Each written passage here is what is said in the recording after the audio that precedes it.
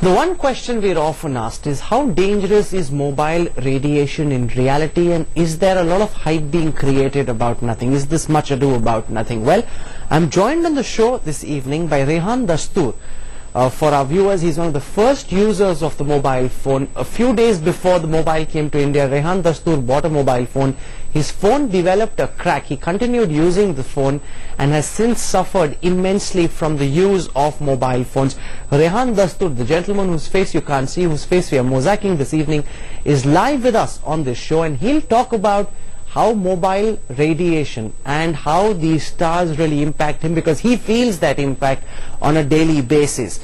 The MP from South Mumbai, Milind Deora, who's been leading a charge, a crusade of sorts against mobile radiation, is also with us live on the show this evening.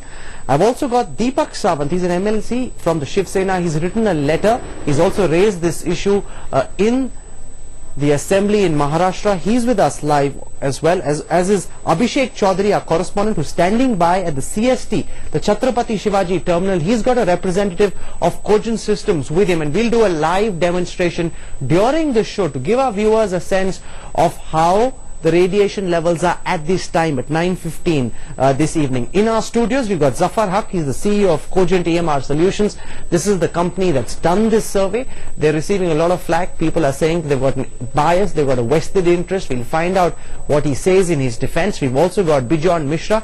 He's a consumer rights activist, the executive director of Consumer Voice. We've also got KN Srivastav, the general secretary of the Tar and Commercial Space Association. They say this survey is completely bogus. And also Anil Kumar, editor, Telecom Live. So a heavyweight panel with us this evening. Let me start by you, Bijon Mishra. Let me start by you, by getting our first guest, Rehan Dastoor, to explain to us how mobile radiation and EMR really impacts you. Everyone's listening, and several people who are watching are highly skeptical, saying this is way too far in the future, it doesn't impact me now, I don't feel it, I use the mobile phone, it's great for me. Rehan Dastoor, for all those naysayers, can you explain to us how EMR has impacted your life?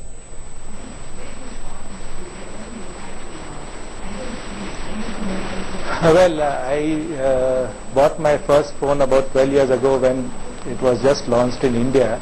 It was a Siemens S4. It was expensive in those days, 44,000 rupees. And after using it for 2 years, it fell down and developed a crack. I continued using it, and after a month or so, I had a paralysis of my right head, facial nerves. So I was worried. I got my test done at Apollo, and they said it was Bell's palsy, which had, and it was of unknown origin. In those days, that's what I was told, and the only thing was to stay away from work. The facial nerves did recover after a month, but to an extent of only 80%, 20% nerve loss still exists. Later, when I shifted my house to a new place, I didn't realize that there was a mobile tower just bang opposite my bedroom, and I could not sleep for days together, and I was just worried how I can get out of this, because I was thinking now I'll probably have to sell this house again. There was no way I could continue staying in this house. We could not sleep in this house.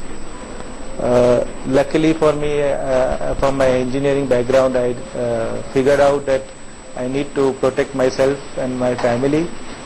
So we got lead sheets.